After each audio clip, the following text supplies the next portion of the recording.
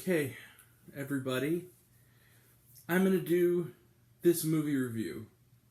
Will you help me?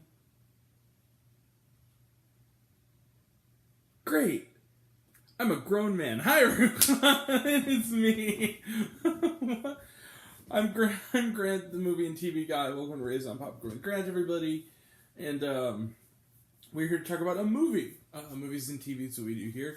And a most interesting one. It's very different from the two we talked about yesterday, but it's also pretty darn good. That movie is Blues Big City Adventure. And it was quite the adventure. So Blues Big City Adventure is a film adaptation, I believe originally intended for theaters. It is now streaming on Paramount+. It's based on the classic Nickelodeon show, which has since gotten a revival. It's based on both iterations of the series.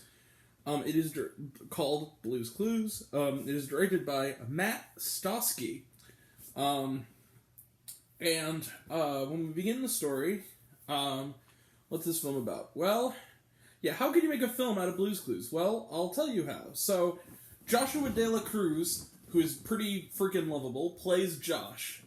He is the new human friend of little Blue, a little dog named Blue. He is the cousin of former hosts Steve and Joe. And when we begin the story, Josh is singing and dancing, so happy, welcoming us back to the Storybook Land house in which they have their adventures, sitting on his thinking chair. He gets an invitation from Rainbow Puppy to be the star of her Broadway show. One big problem, it's in New York City. Another big problem, it's that day at 3 o'clock. So Blue and Josh are off to the big city, and one little hiccup. Their handy-dandy notebook is back at home. They left it behind, and they are soon lost in the Big Apple, much like Macaulay Culkin was in Home Alone 2. Can they make it to the audition on time? They're going to need a little help from a certain green shirt-wearing detective and the present shop-owning brother.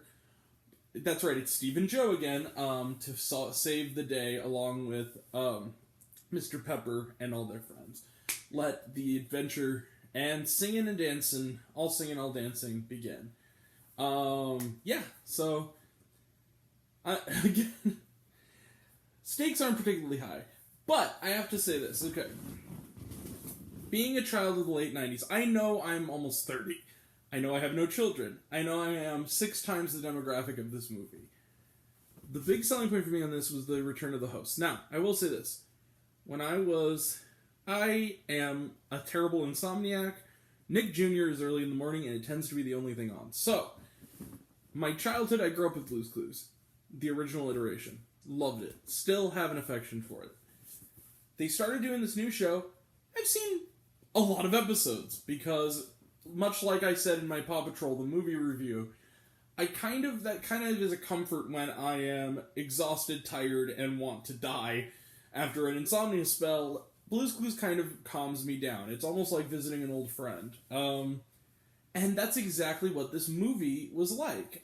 This was a big, gigantic, super packed episode of Blue's Clues, and it's pretty damn delightful. Kids show. Right. Potty mouth. Kids show. This movie, look, there's no way I'm going to justify this to any other adults with no kids. I had a blast with this movie. I thought this was adorable. Now, the stakes are not high, but I think that's okay, because this movie is aimed at preschoolers. But the other reason is, the movie is just enough a good thing. This movie is 70 minutes long. It is not very long. About 68 if you include the credits. And it is not that long. It moves really at a nice clip. And Josh dela Cruz, the guy who plays Josh, is just lovable. This guy, he understands the assignment. He's endearing. He's sweet. He's funny in his sort of naive innocence. He's the perfect host for this show / movie. And then the drop-ins from Steve and Joe, those iconic characters, especially Steve Burns. Steve Burns is an amazing human being. Like, Steve Burns, I always love when he pops up in Young Sheldon, too. This guy is just a delight. I love this guy. I think any child of the 90s loves Steve. And there's a reason. This, similar to Josh, this guy gets the assignment.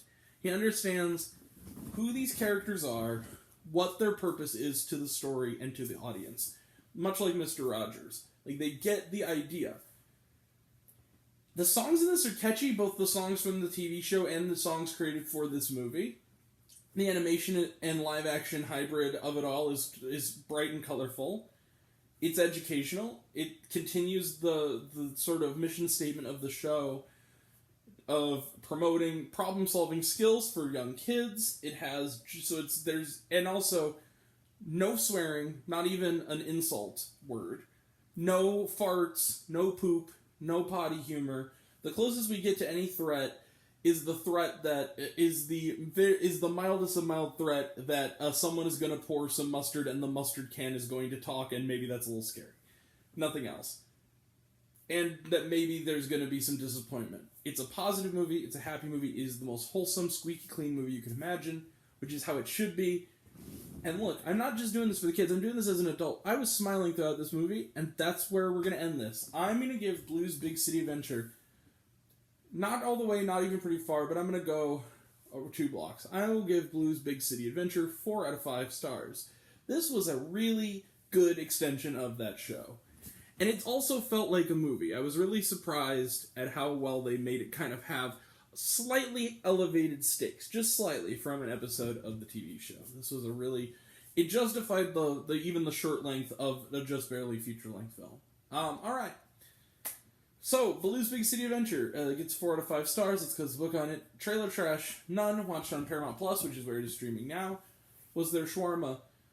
Yes, there was. During the credits, there's like a montage, a scene, and then another little bitty song right before the credits performance. But then after the credits, no. All right, we will be back just later tonight for the documentary Mickey, the Story of a Mouse.